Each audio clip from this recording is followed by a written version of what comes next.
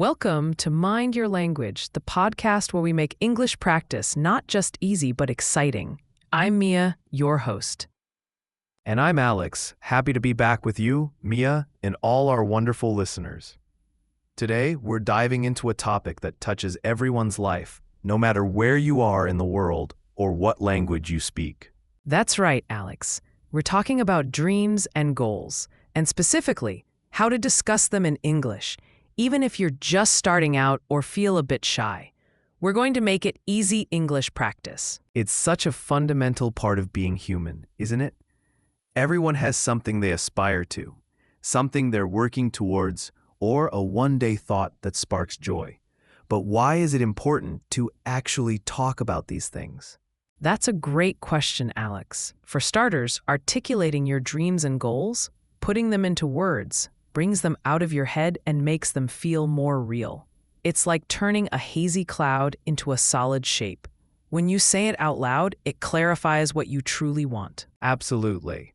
It's one thing to vaguely think, I want to travel more, but it's another entirely to say, my goal this year is to visit 2 new countries, starting with Japan in the spring. That second statement has so much more intention and a clearer path. Exactly. And talking about them can also be a huge motivator. When you share your aspirations with someone, it creates a sense of accountability. Suddenly, it's not just a private wish, it's something you've put out into the world.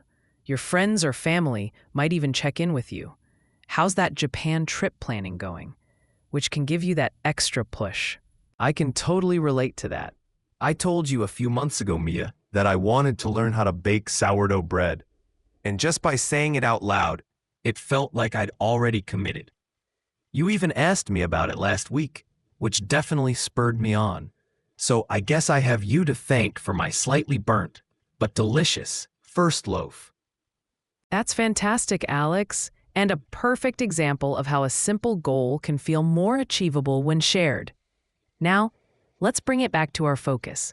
Why practice talking about these personal, sometimes vulnerable topics in English? Well, for one, it's fantastic language practice. Dreams and goals often involve abstract concepts, emotions, and future plans, which forces you to use a broader range of vocabulary and grammatical structures. It pushes you beyond basic transactional English like, where is the train station? Exactly. It builds confidence. When you can articulate your deepest hopes and plans in a foreign language, it feels incredibly empowering. And let's not forget the global connection. English is a widely spoken language, and discussing your dreams can open doors to incredible conversations, networking opportunities, and even friendships with people from all over the world who might share similar aspirations. Imagine meeting someone from another country, and instead of just talking about the weather, you're sharing your dream of starting a small business or learning to surf. That's a much deeper and more memorable interaction, and it truly makes you feel like a global citizen. Absolutely. But I hear some of you thinking, my English isn't good enough for such deep topics. And that's where the easy English practice part comes in. You don't need complex vocabulary or perfect grammar to start. The goal is to communicate, not to write a Shakespearean sonnet. Couldn't agree more. Let's break it down. To talk about a dream or goal, you can start with incredibly simple phrases. For a dream, something you really wish for, you might say, I dream of, or one day I hope to. For a more concrete goal, you could say, my goal is to, or I want to. And you can follow these with very basic ideas. For example, I dream of traveling the world. Simple, clear. Or, my goal is to learn a new skill like coding. Again, straightforward. Don't overthink it with fancy adjectives or adverbs initially. Focus on the core message. Let's try a quick vocabulary spotlight here. Some useful verbs are to achieve, to plan, to hope, to aspire, to work towards, to overcome. And nouns like ambition, aspiration, vision, milestone, obstacle. You don't need to use all of them at once. Just pick one or two that fit. Right. Think of it like this. If your dream is a magnificent castle, your goals are the bricks you lay. You start with one brick at a time, not the entire blueprint. So, let's practice with a simple, personal goal. Alex, what's a very short-term goal you have, maybe for this week? For this week, my goal is to finish reading the new novel I started, and also to go for a run 3 times. See? Simple. I used my goal is to and then a couple of action verbs. It wasn't complicated. Perfect. Mine is to finally organize my overflowing bookshelf. So, I want to organize my bookshelf this weekend. It's direct, it uses a common verb, and anyone would understand it. And the best part? No fear of making a mistake. The point is to communicate, to express yourself. Exactly. Let's think about the different types of dreams and goals we might have. They're not all world peace or become a millionaire. We have daily goals, weekly goals, career goals, personal growth goals, travel dreams, learning aspirations. Right, a short-term goal could be, I want to cook a new recipe tonight. A medium-term goal might be, I hope to save enough money for a new laptop in 6 months. And a long-term dream could be, I aspire to start my own nonprofit organization one day. All valid, all expressible in easy English. And it's really useful to think about them in those categories because it helps you break down bigger dreams into smaller, more manageable goals. Like my sourdough dream. The dream was to make beautiful, crusty bread. The goal was to just make a loaf. And now my next goal is to improve the crust. That's a great way to put it, Alex. It shows progress.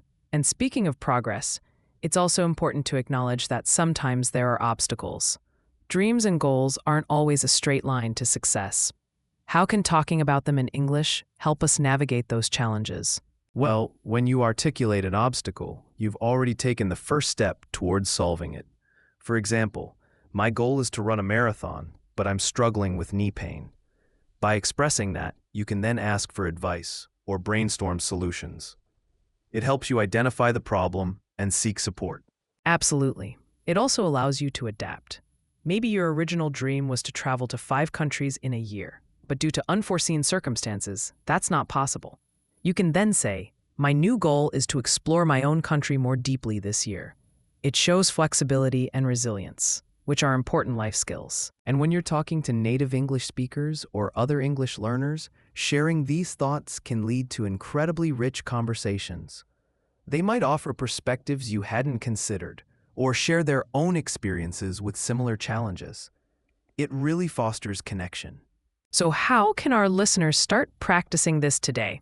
My advice would be, pick one small dream or goal. It could be for tomorrow, for next week, or even just something you want to learn, and try to write it down or say it out loud in English.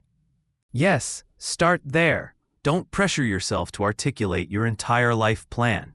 Just a simple sentence. For example, I want to learn 3 new English words by dinner tonight. Or, my dream is to visit a new cafe this weekend. Make it approachable.